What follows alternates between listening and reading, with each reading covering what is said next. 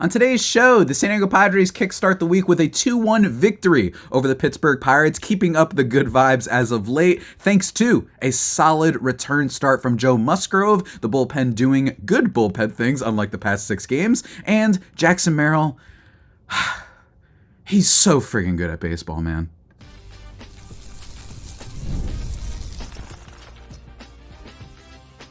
You are Locked On Padres, your daily San Diego Padres podcast. Part of the Locked On Podcast Network, your team every day. Greetings, ladies and gentlemen, and welcome to another edition of Locked On Padres podcast, which is part of the Locked On Podcast Network, your team every day for Tuesday, August 13th. As always, I'm your host with sometimes occasionally, but certainly not always the most, Javier Reyes. You might be familiar with my baseball-related work over at Just Baseball, to which I am wearing a hoodie. That's right. You can also find this show on YouTube if you are listening to it on your preferred podcast platform. But of course, we are your first listen every day. Go check out my work, of course, at Just Baseball, where I write about the Padres and general baseball stuff.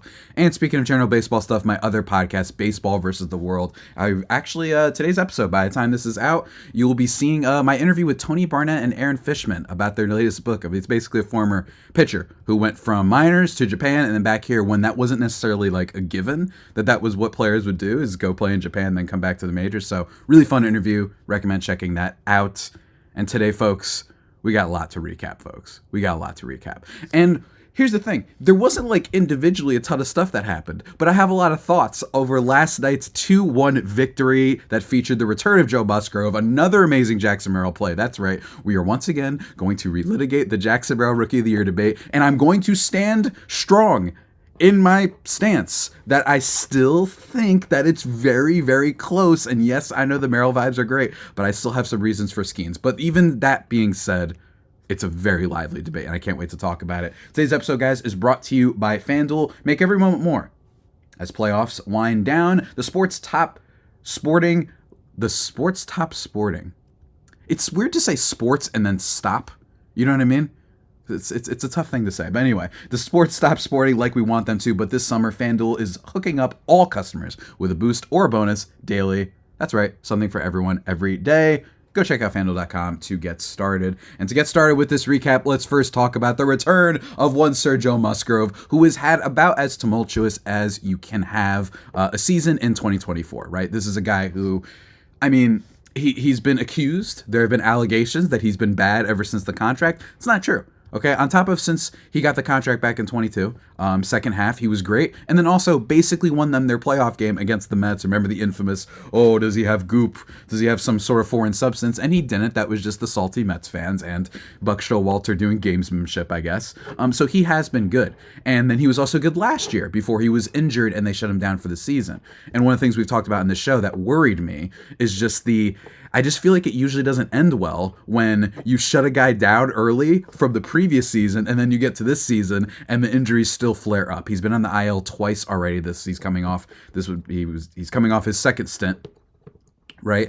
And we're really worried about him. But I will say the one thing that did, in my opinion, point towards him being, maybe getting back to capturing his previous form, or at least just being a reliable starter that we all know and love, is that the Padres barely made any acquisitions for starting pitching at the trade deadline. Obviously, Martin Perez, if he has one more good start, I might have some Perez fever. But aside from that, you have to think that the Padres knew, okay, we think we're going to get a Musgrove or a Darvish back, and we're pretty optimistic about it. By the way, we'll be talking about Darvish at the end of the show, because we did get an update on him. So this is a big start for him. It was really cool to see. And he was fine, as far as I'm concerned. 4 2/3, no earned runs, just 2 hits, 1 walk, did strike out 1. He got close to O'Neill Cruz strikeout as well, but it looks like it was a little bit too low. I know the crowd freaked out, but it's fine. It's fine, guys. Don't worry. All in all, for Joe Musgrove, I think that basically there's actually not too much pressure on him, which I like. I think that that's a good thing. I think that it's really good that he's kind of just like a bonus.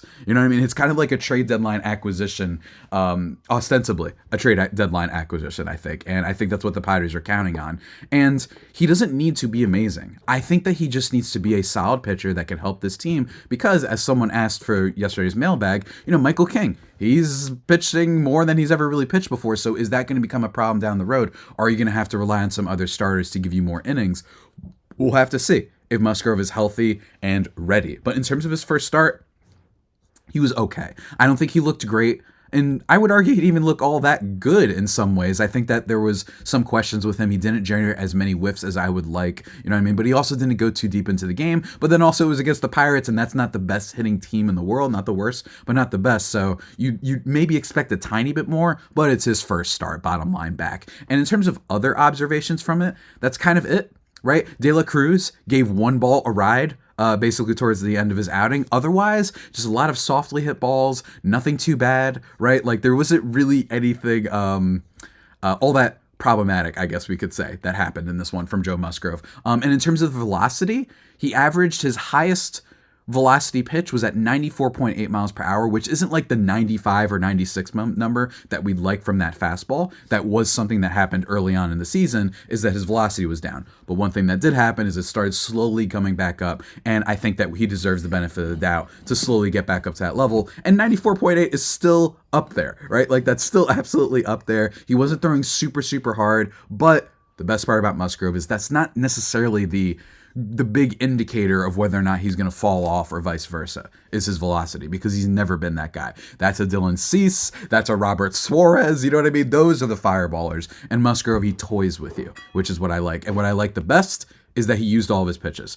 I didn't think that there was any pitch that he threw from the curveball to his four-seam fastball to the sweeper to the changeup. I don't think there was any pitch that he threw that I was like, oh, he looked off there. In fact, his changeup was actually up in velocity just a tiny bit, 1.8 miles per hour, in fact. So solid start. We'll have to see again, though. And his next start is probably going to come, if I'm not mistaken, against the Colorado Rockies.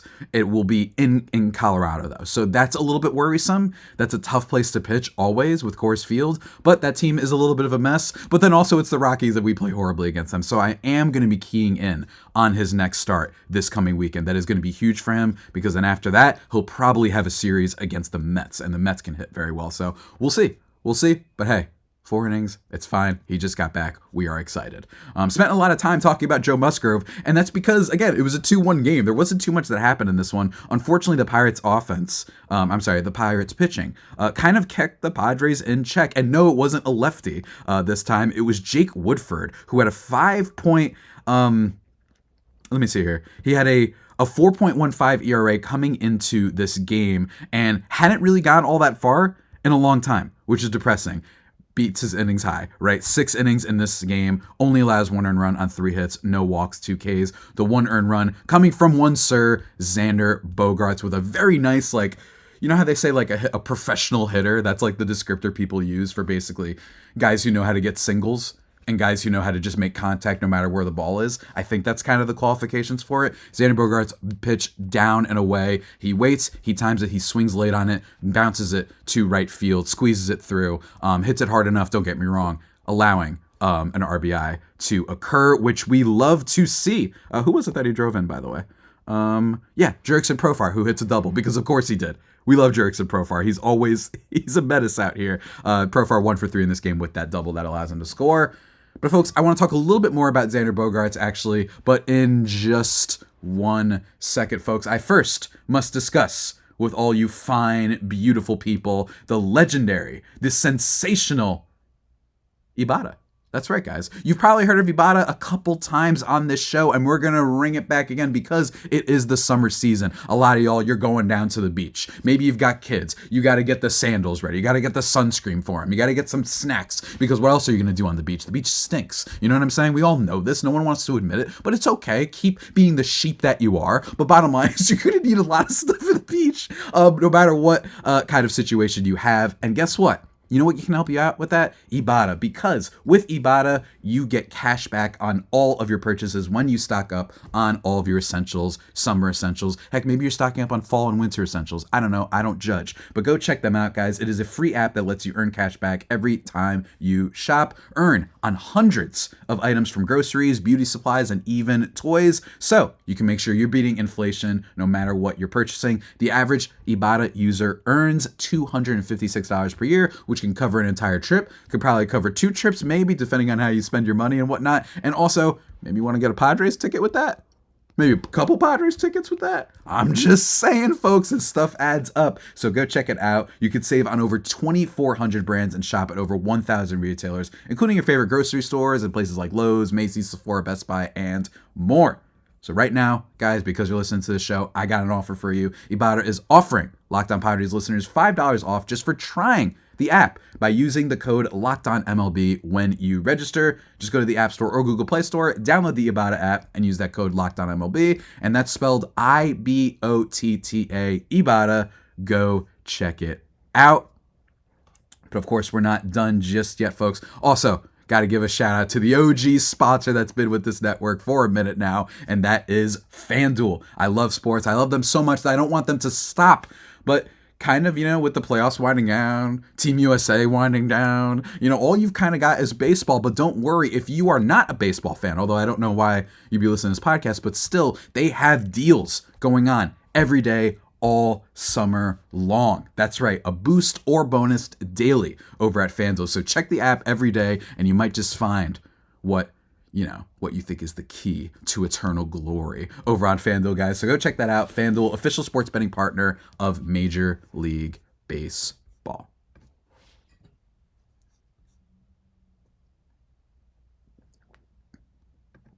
And just like that, everybody, we are back thriving and vibing here on the Locked On Padres podcast. Let's continue the recap. And we're talking about one Sir Xander Bogaerts. Look, this is one of the things that we've talked about a lot, and I don't want to repeat myself too much, but what's so exciting is that even, everyone's worrying about the absence of Tatis because especially at the time, we still weren't sure what we were 100% going to get out of Manny Machado. We didn't know everything about the offense, and Tatis was starting to turn into his MVP form. Obviously, many things have changed. Machado has been awesome for basically 2 months now, back to being his elite S-tier third baseman class that he belongs in. And then you have the rise of Jackson Merrill, who we're going to talk about in just a second. And then you've got Donovan Solano, who's been awesome, who, by the way, makes some really good defensive plays. Last night, forgot to mention that. One that was very Machado-like, which I appreciated, so shouts to him. Very good stuff. Donovan Solano, once again. It's him and Jurickson Profar are kind of, if you had like a top 5 for the biggest bargain contracts that happened in all of baseball this year, it's those two are like 1 and 2, honestly. Like at this point, Donovan Solano has been incredible, and he's, as you see, can make some decent plays with the leather if Manny Machado ever needs a day off or anything like that, like he had last night. And then he can hit like anybody's business, right? Hits better than Luis Ariz, who's the one that gets all the attention and the kind of the highlights and the attention. But Donovan Solano has been awesome for this team. Doesn't get any hits in this game, but does flash the leather, which I appreciated. And then you've got Xander Bogaerts, who's another player that you're hoping can make up for the absence of Tatis. And so far, he has been doing that. Since he returned from the IL, Xander Bogaerts is slashing .376 with a .410 on base, a .484 slugging percentage. That's good for a WRC plus of 157. And this isn't a super small sample size. Now, it is true that he just got back, don't get me wrong, but that's still pretty good. He's now up to a 685 OPS on the season, which is bad, but it says a lot considering where he was before this. This guy was at like a 500. He had a 76 WRC plus. He's basically been doing nothing but raking ever since he came back to the lineup, which I greatly appreciate, guys. 100 plate appearances, that's not nothing. He's not striking out. He's not walking as much as I would like, right? I'd like a little bit more of a walk rate to show that you're not just getting BABIP luck, right? Because he's been putting a lot of balls in play, which we love to see, but not walking as much. I don't think that skill set is evading him, though, because even when he was bad, he was still showing good plate discipline. So all in all, I'm really encouraged. And what I like even more than that is that his hard hit rate is still steady. Right before he went on the IL, right before he went on the IL, if you look at the 39th game he was playing that season,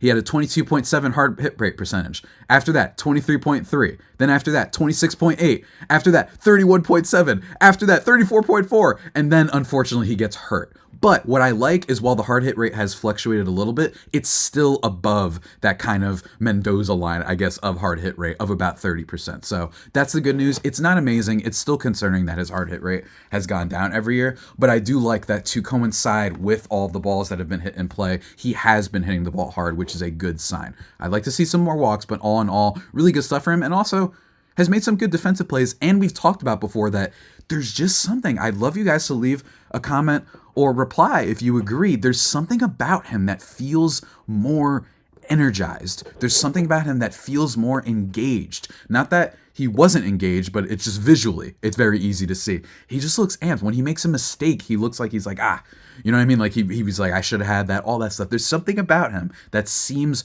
better. Could just be a total me thing, but let me know what you guys think. But of course, that isn't the end of the game, guys. After that Xander Bogaerts RBI that puts the Padres up finally, which was really, really clutch, of course, one Sir Kyle Higashioka drives in the sacrifice fly. I'm not going to lie, I thought he hit it out, and I think Donner Silo did too on the call. You could tell that he probably did. It is after, once again, Ha-Seong Kim kind of proving the haters wrong a little bit. 2 for 3 game for him, by the way. He gets a, what was it? Did he hit a double? I'm trying to check real quick. No, it was a single. Bryce Johnson actually gets a single first, which felt like his first hit in like 2 weeks. Then you get the Kim single. Then you get Kim stealing second, all that sort of stuff. Really, really good stuff. Bryce Johnson scores on the sac fly. Unfortunately, Arias does ground out. Again, hoping that he gets better, but it did come out that he's playing with like a torn ligament, so that explains literally everything. I don't know how he's going to get better, but it is a little bit concerning, and I'm wondering, do they have to move Arias out of the leadoff spot? Because if he also is playing with this injury, that suggests that he's not necessarily going to get all that much better. He'll still be an important player for this team, but I'm wondering, do you still want him as the leadoff then? I'm not sure. I want to see if they maybe change that around. Maybe they decide, it's a lefty-righty thing, but i.e. like, let's have, a lefty at the top of the lineup. Maybe that's what they're thinking. But I don't know. I think that they should experiment with the leadoff spot a little bit more. Maybe put in a Profar there. Maybe even put in a Jackson Merrill there. I don't know, although I don't actually know. Just keep Merrill exactly where he is, because apparently he loves hitting where he is. So I'm just saying, look into that for the future. Maybe a different leadoff hitter is needed. But despite the fact that he doesn't get the home run, we do get a legendary entrance from one Sir Robert Suarez to close out the 2-0 lead. It sounded... First of all, I want to ask, is this the first time they've done like the full lights dimming? Maybe I've just missed it, because in fairness, I do go to the bathroom sometimes. I do go and do something when the commercial is on, when we're changing things. Sometimes the MLB app like doesn't show you the full stuff that's going down, right? Like sometimes I don't fully get that, but I saw it this morning, and it looked awesome. And frankly, first of all, it sounded like it was a remix, the song of like, do you guys know that Fast and Furious meme from a few years ago about like Dominic Toretto, and then it play this song whenever you bring up anything about family? Like, that's a whole really deep cut joke there, but that's what it sounded like, and it sounded great. The lights were off and everything. I loved it, and frankly, I'm all for it, man. Every single closer in baseball should have something like this. I'm dead freaking serious, man. It should be, including the bad ones, it should be full professional wrestling vibes with the closer coming into the game, even if they're not all that good. I just think it's really cool, and it makes every game exciting. Like, if I'm a fan, I'm gonna be like, hey, I just want to be in here for the closer experience. I understand why you can't do that. If your closer's got a 4.5 ERA, it looks a little bit weird if you come in with like UCLA or whatever, like some type of crazy like party song or whatever. You put on like a Kendrick Lamar song or whatever the heck, and it's hard, but it's like, you're not even that good. I get it, but I'm just a fan of it. I love it very much. Robert Suarez comes into the game actually not all that on point, which is okay. He's due for mistakes. 1 inning pitch in this one, though. No strikeouts, no walks, but he does allow 2 hits in this one. So he wasn't like on point total. Nothing to look into. He's still been automatic all year. Andrew McCutchen kind of been killing the Padres this year. He drives in one of the runs, Brian De La Cruz, who does get on base in this one on a fielder's indifference. Or I'm sorry, he gets a second on a fielder's indifference, which then allows Andrew McCutchen to drive him in. And then Brian Reynolds, the best player on the Pirates by far. Thank the Lord for our guy, Jackson Al-Gaib Merrill, the man, the myth, the legend, the alpha and the omega, Jackson Merrill, making a diving catch to rob Brian Reynolds of a hit that might have tied the game. I'm dead serious. Now, if Merrill, if he didn't catch it, it definitely ties the game. But all of a sudden, you get past Brian Reynolds, and it's like, oh no, this game might be on the line. You know what I mean? Like, this is all that scary. And it's O'Neal Cruz, maybe hits an absolute bomb. I don't know. Who, by the way, was 2 for 3. So I was really worried for a second with a double and a walk. Diving catch by Jackson Merrill. According to StatCast, Baseball Savant, a 10% catch probability. Come on, man. Come on, you can't make this stuff up. You just can't. You cannot make this stuff up. It feels like Jackson Merrill, straight up, has had, like, I don't even know. It feels like he has had 9 game-winning, game-saving plays in the last week. That's what it feels like. Expected batting average on this play of 490, by the way, for Brian Reynolds. He smoked it 104.3 miles per hour off the bat. It was the 4th hardest hit ball of the night. Now, the Padres did get a little bit unlucky with Donovan Slaughter early of their own. He hit one really hard. But still, love to see it. And yes, we got to relitigate the Jackson Merrill debate. And I'm going to explain why I still think that we need to calm down, or at least, I know it's all we're just doing fun and games. I understand we're messing with people. Someone actually tweeted about me before I started recording that I'm going to read off. But in general, I do think that I am still on the side of Skeens. And I'm going to explain why in just a second, guys. But first, let me take 1 second to talk to you about our good folks over at Supply House. We love Supply House on the Locked On Padres podcast because I don't know too much about all the skilled trades.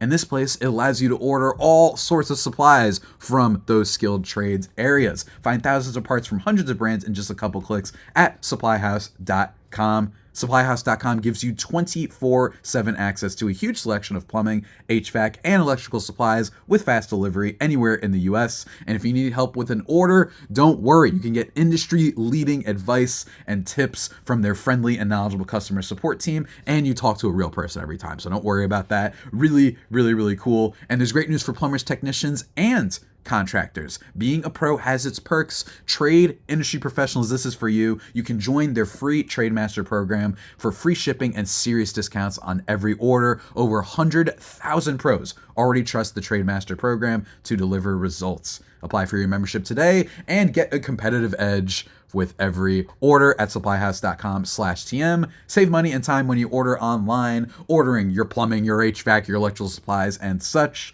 from supplyhouse.com. Real people, real service with Supply House. Go check it out.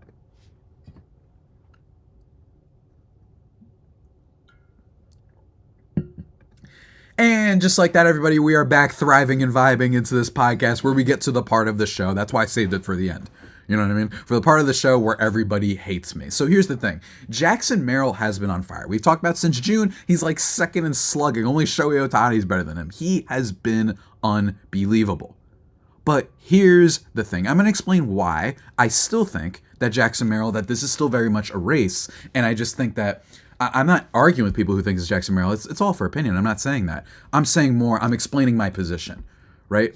With the Paul Skeens and Jackson Merrill debate, Paul Skeens currently has a 2.25 ERA in 92 innings pitched, which is quite friggin' good, by the way. 2.25 ERA for starting pitching. I don't care like how many innings, frankly, that's still always insane. And by the way, the FIP, the expected ERA, this isn't luck. He's not lucking into as some other pitchers out there have gotten, right? Like there are other pitchers in Major League Baseball, Reynaldo Lopez, even another Pirate, Jared Jones, where their FIP is a little bit higher to suggest that they are pitching a little bit over their head. He's not. 2.73 FIP, right? So that's one thing. It's the lowest ERA by a rookie starting pitcher since Jose Fernandez, who had a 2.19 ERA in 172 innings pitched in 2013. I understand the lack of innings and just the whole, well, he doesn't pitch as much and he hasn't done as much argument. But if he makes 7 to 8 more starts, he can end up around 140 innings pitched. And if he keeps that ERA at sub 2.5 around that area with good FIP, with the good strikeout numbers, which we haven't mentioned, again, he's super young. 32.3% K rate and only a 5.6 walk rate is obscene, right? So if he just keeps up those starts, which I think he will, right? And considering that the fact that he's in the Cy Young conversation, I could see it. And then one of the things that I've talked about is Jackson Merrill has been incredible. And frankly, I'm not trying to be mean here, but it is weird when Padres fans almost assert like, hey, it's me, super objective guy. It's obviously Merrill. I hate this like tribalistic thing that people do. Don't get me wrong. Some of you are just having fun and you're like, hey, you crazy. It's got to be Merrill. A lot of you have been just having fun with me when you tweet at me. Don't get me wrong. But there is a part of me that's like, I don't understand why everybody's like, yeah, man, You know who's really going to be objective about everything? The super Padres fans who only treat about the Padres. According to them, it's Jackson Merrill, and how can you not go against that? So, and I'm sure the same thing exists for Pirates fans, by the way. So for me, I just look at this and say, Jackson Merrill, to me, has not had necessarily a rookie season that we've never seen before in Major League Baseball. I understand that Major League Baseball gets very localized. People only pay attention to their one team, but that's what I'm here for, to tell you that it's not like we haven't seen this before. Jackson Merrill currently has, or at least around last night, before he made, a couple more hits and plays, a 124 OPS plus. That would be the third lowest OPS plus for a Rookie of the Year since 2010, ahead of Bryce Harper in 2012 and Jonathan India in 2021. For another person to reference, Gunnar Henderson had a 125 WRC plus, 125 OPS plus last year. Merrill does have a 168 WRC plus over the last 2 months, though, and if he ends up around, if he increases that OPS plus to a 135, to a 140, to a 130, I think he has a shot. I do think so, right? But he's going to have to continue on this pace.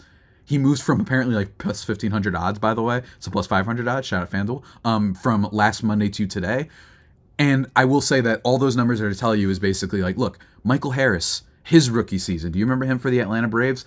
Just to give you an idea, Michael Harris, he won Rookie of the Year for the Atlanta Braves, and I'm pulling up his numbers. Just to give you guys an idea, he had a 4.8 F4, wins above replacement, his rookie year, and a WRC plus of 137, 20 stolen bases, 19 home runs. Compare that to Jackson Merrill, real quick, who, again, has been good. I'm not taking shots. Jackson Merrill has a 3.4 wins above replacement and a 126 WRC plus, 13 steals, 17 home runs. So it's possible that he gets that spot. It's possible that this last week is not just a wow, he's on one heck of a run, but instead, wow, he like the second year breakout is happening in the first year, if that makes any sense. Like, he's discovered something and he's going to be even better. But for me, I think it's worth pointing out that this isn't a guy who draws too many walks, so a lot of it is depending on his hitting ability. And as a result, there might be a stretch where he goes back and he's hitting a lot of balls on the ground, or he's making contact, but it's not hard enough, or whatever. He just can't do it. Maybe he goes through a dry spell. All is this to say is Merrill is not having, in my opinion, the type of season in totality that we've never seen before from a rookie, while I think that Paul Skeens is having one that's a little bit more rare of his age with better strikeout rates, as I just alluded to before. But also, most importantly, we still have a month and change left. Things can change. Skeens could get roughed up. Maybe if he has a 3 ERA, all of a sudden he's out of it. But Jackson Merrill could just as easily have a little bit of a slump. You know why I know he could have a little bit of a slump, by the way? Because he already did have one this very year. In fact, just to pull up my numbers really quickly, if my app would load, that would be very, very appreciated. But whatever. Jackson Merrill, at one point this year, what was it? Was it June that he was bad? I think it was June. Let me just check really, really quickly. I'm sorry. I should have this on me, guys. My apologies. In June, he slashed, in May, he slashed 279 with a 295 on base and a 350 slugging. That's an 88 WRC plus. In July, he had a 92 WRC plus. It's not like we've seen that this guy is completely immune to having a slump. So that's all I'm saying. To clarify my stance, I think it's very close. And if what we've seen over the last week isn't just wow, what a run, but instead, not just a mirage of amazing game-winning plays, but the beginning of him taking a leap to get even better, then I think he has a shot. But all in all, I just think Skeens is going to be a big-time thing. And also, we fail to acknowledge this. I think I have more followers on Twitter than Jackson Merrill's girlfriend, as opposed to Paul Skeens' girlfriend, who has a lot more. That's, of course, a joke. I'm just messing around. But it is part of why you're going to get a lot of media attention on Paul Skeens as opposed to Jackson Merrill. But it's getting up there, man. Everyone started to talk about him. That's how crazy of a week he's had. So we'll see how that all pans out. But I just wanted to clarify my stance for you good people out there. Hopefully you respect that. And shout out to my guy who just tweeted at me before I started recording this episode, Merrill Anderson, who said, "I'm an over-the-road trucker listening to the pod where you're giving Skeens the slight edge over Jackson Merrill for Rookie of the Year. I glance over at my navigation, see the town I'm passing through, and I'm receiving a sign. And what does it say? Merrill, 1A. Like, that's the road he's on. That's the town that he's in. So maybe that's a side." So he said, "Merrill for Rookie of the Year, GPS has spoken. Appreciate you very much, man." We'll just have to see. We'll just have to see. Last thing I want to close out the show with is a quick update on you, Darvish. This coming from Dennis Lin of The Athletic today. Really cool update that says Darvish threw some live bullpens. He was in San Diego pitching at a high school. Let me just pull up. I don't know if it said exactly which high school. That probably wouldn't be something they would say, but they haven't, in the little update, they basically said, AJ Pellerts calls him all the time and all these things, but he has his personal issue that he's working through. But it is a good positive sign that he threw a bullpen that he's still keeping in shape, and he looks healthy and all that stuff. He's been on the restricted list since July 6th. He appeared healthy. I know he had that little bit of a rehab reset thing, but it was just slight inflammation from what I understand. It wasn't like a big deal. It was just like, all right, we got to give him another week. So that's good. But hey, remember, a reminder, I don't think any of you listeners, because I love my listeners, you guys are lovely, are one of those people going out, hey, get over it, man, come back to the sport. I think that's ridiculous for a bunch of reasons, on top of the sort of it being ostensibly bootlicking. I think that there's, which I won't get into, I just think like, look, give him some time. This is a freak of nature. These are all athletes that are freaks of nature. They got here by working hard and not taking days off. So give the man some time, but it is really, really encouraging. And as we talked about at the top of the show, with why they didn't make a big addition at the trade deadline with starting pitching other than Martin Perez, maybe they know, okay, we're optimistic that we're getting Musgrove back, and there's hope that Darvish is, we talk to him all the time, that he's going to be able to make a comeback. Maybe he makes a comeback just for the playoffs. I'd love that. That'd be kind of gangster. That'd be sick, by the way. So this is a good sign. Be optimistic, but do not be expecting him. But even if not, remember, King, Cease, Waldron, Musgrove, Randy, if Perez is legit, all of a sudden you've got a rotation that can get you into the playoffs, and I think win playoff games for sure. Assuming Dylan Cease doesn't have like those weird starts that he had in July, or what was it, in June, and that he doesn't have the weird starts he had against the Marlins. So we'll see. But all in all, guys, that about does it for today's edition of the Locked On Padres podcast, the only pod that may be better than the Padres themselves. Remember to subscribe to the podcast wherever you get your podcasts from. Follow me on Twitter at Javipeno, the best handle in the game, at JAVIIPENO. Until next time, stay safe, and of course, stay faithful. My Fire Faithful homies, take